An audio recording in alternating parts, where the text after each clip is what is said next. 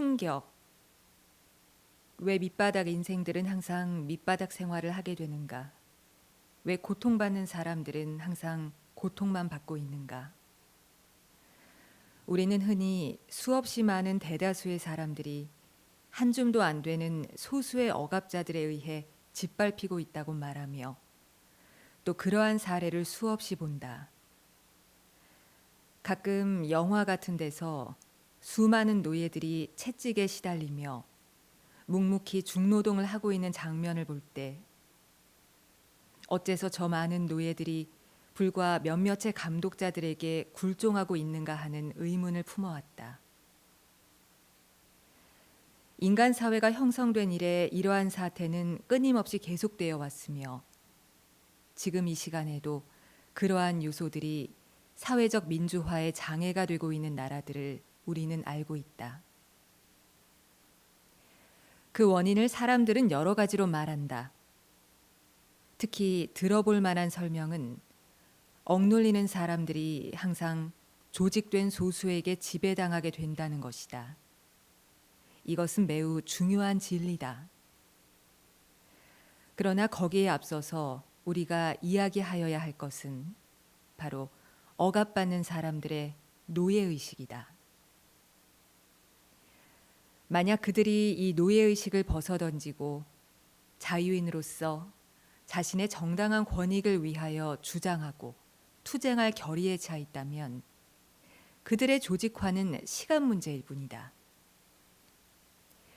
조만간에 그들은 조직화된 다수로서 조직된 소수인 억압자들을 물리치고 승리를 쟁취할 수 있을 것이다. 이것이 바로 민중운동의 전진이며 이것이 바로 민주화이며 어떤 경우에는 이것이 바로 진보이다. 우리 사회는 민주를 지향하는 사회이며 바로 그렇기 때문에 봉건 시대 이래 잔존해오고 있던 이러한 억압, 피억압의 관계를 우리는 불식시켜 왔다. 그러나 우리의 의식 속에서는 아직도 저 노예의식의 찌꺼기, 깨어나지 않는 혼미의 의식이 사라지지 않고 사회적 민주의 장애 요인이 되고 있음을 부인할 수가 없다. 그러므로 고통받는 한 인간의 의식을 살펴보자. 그가 태어났을 때 이미 억눌리는 고통에 찬 현실은 존재하고 있었다.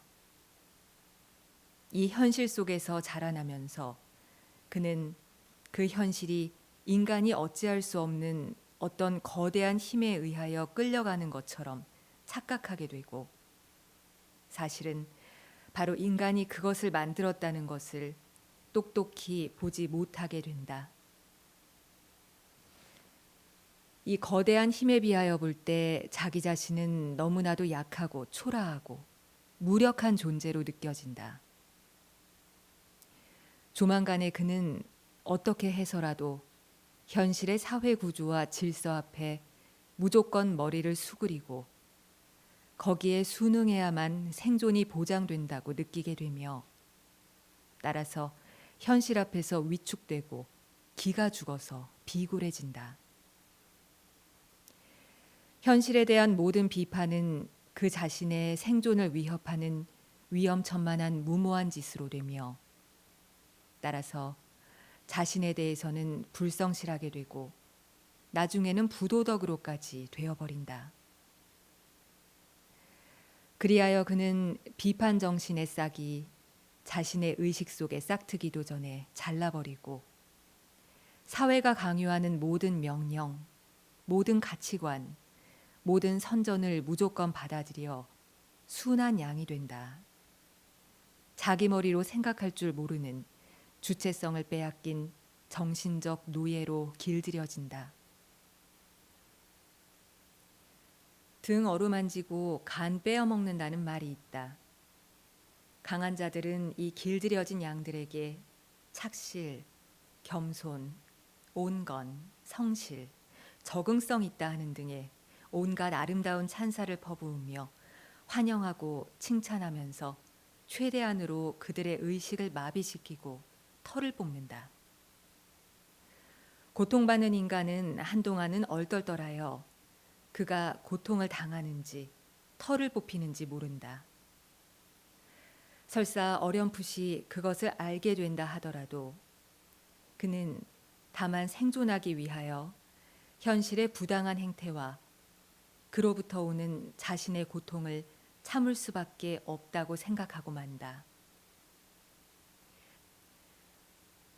때때로 무언가 부당하다 또는 억울하다는 생각이 들 때가 있으나 역시 자신은 무력하며 그것은 시정될 길이 없으므로 머리를 흔들며 그런 건방진 생각을 털어버린다. 인내는 그의 영원한 금과 옥조가 된다.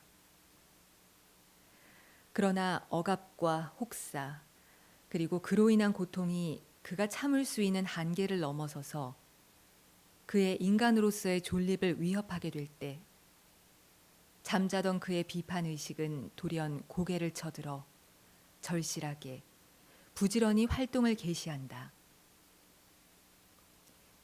고통이 육체적이건 정신적이건 그가 한 인간으로서 도저히 견딜 수 없는 극한점에 다다랐을 때 그는 비로소 무엇이 옳고 그른가를, 무엇이 진실이고 무엇이 거짓인가를, 무엇이 아름다운 것이고 무엇이 추잡한 것인가를 자신의 머리로 생각하기 시작하는 주체적인 인간으로 재생하는 것이다. 인간다운 자존심이 되살아나고 억눌렸던 분노가 폭발한다.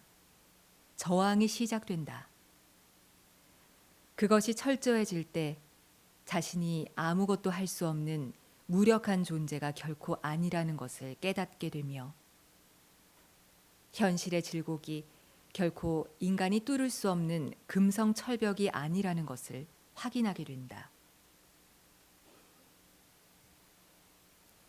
전태일의 경우 우리가 앞에서도 보아왔듯이 그는 어려서부터 가장 철저하게 버림받은 생활을 해왔다. 그 과정에서 그는 무수히 참기 어려운 고통과 학대를 거쳐왔으며 점차로 그때그때의 구체적인 현실의 횡포에 대해 반발하고 저항하고 억울하다는 생각을 품기도 했다. 특히 그가 재단사가 될 결심을 하던 무렵에는 약자인 노동자들이 강자인 기업주에게 당하는 억울함을 시정해 보겠다는 결심도 품게 되었다. 그러나 아직 그는 정신적인 노예 상태를 청산하지 못하고 여전히 자기 자신이 무력하다고 느끼는 길들여진 양으로 남아 있었다. 1967년 2월 23일자의 그의 일기가 그것을 말해준다.